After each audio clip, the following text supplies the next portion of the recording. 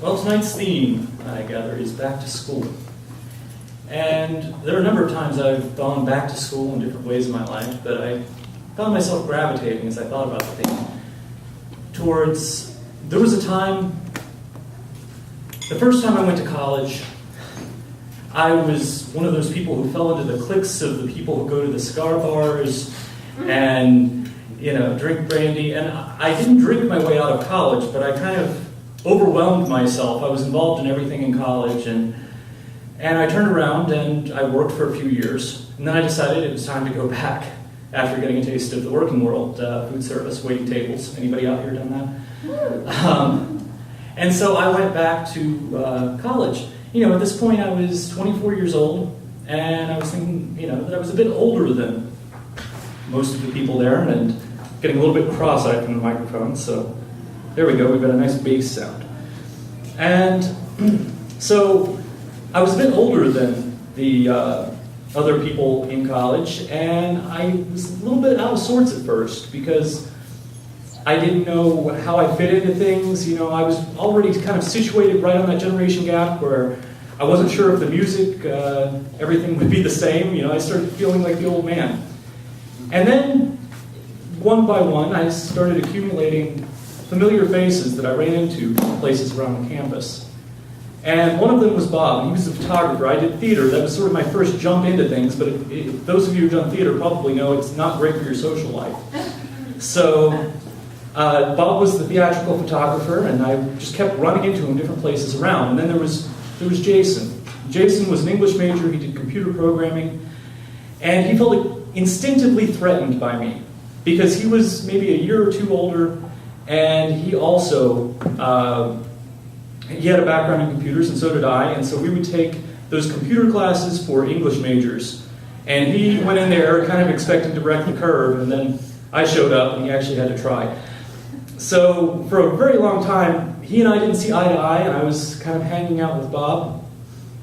But then, kind of magically, after a while, we all started forming our little collective.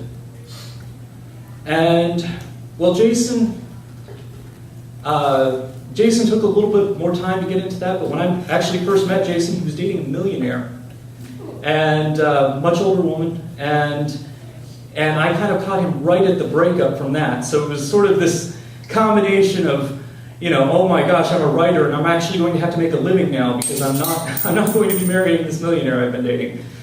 And so I sort of fell in with this circle of friends, and after a while, we would all get to going back to Bob's house, and we had sort of our in-jokes, and we had our sense of fashion. We each had our distinctive hats. I had the fedora, Bob had the cowboy hat, Jason had the backwards baseball cap. Jason was a big Michigan guy. Good thing you're not a judge. I'd be pandering to you otherwise.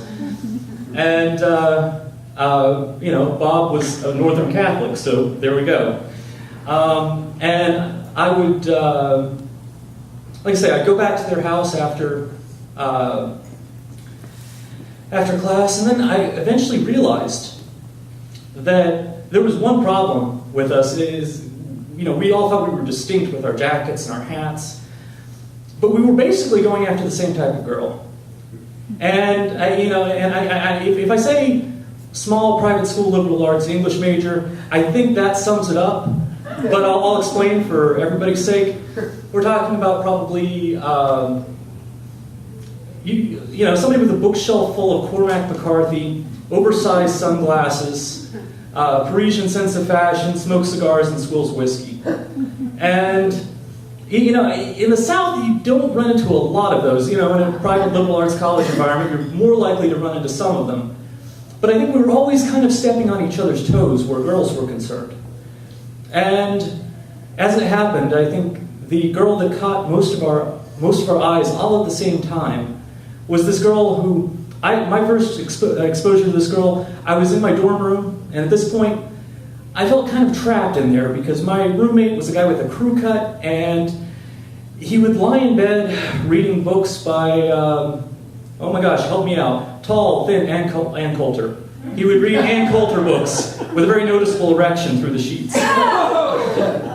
And I felt kind of imprisoned in this roommate environment that I'd become trapped in. So I was always looking for things going on out in the hall that I could get involved in. And there was this girl who, I'm still not exactly sure about the context, but she was out in the hall and she was crying. And I think, like, for any of us, that was our soft spot. And I think, like, each one of us has a story about how we first saw this girl crying. And she was going through a very messy breakup, as it turned out, but she ended up becoming one of our better friends. But when it came time for Bob to graduate, he wanted to stay around the area, so we decided we'd get an apartment off campus. And this was in the summer, heading into that final back-to-school stretch for me and Jason. And so, we knew Molly had an apartment. Molly was the girl. She had an apartment just a mile from campus. We decided that was convenient. And so we decided we'd get an apartment in the same complex. We could hang out all the time. It would be great. Well, I don't think it worked out that great, considering the fact that she had a boyfriend and all three of us were all kind of swooning over her. But I remember one night, it was, I think, the party that we had when we first moved into this apartment. It was a back-to-school party. And I went on a mad binge that night. I nearly set the roof on fire. I hung somebody's leg on a dare, and nearly accidentally started a fight by calling somebody's art films pretentious. Which that tells you probably everything you need to know about our circle of friends. And I remember at the end of the night, I'm out on the stoop, and we always used to say we were too poor for porches. All we had were stoops at our apartments, And I was out on the stoop, and I was feeling kind of depressed.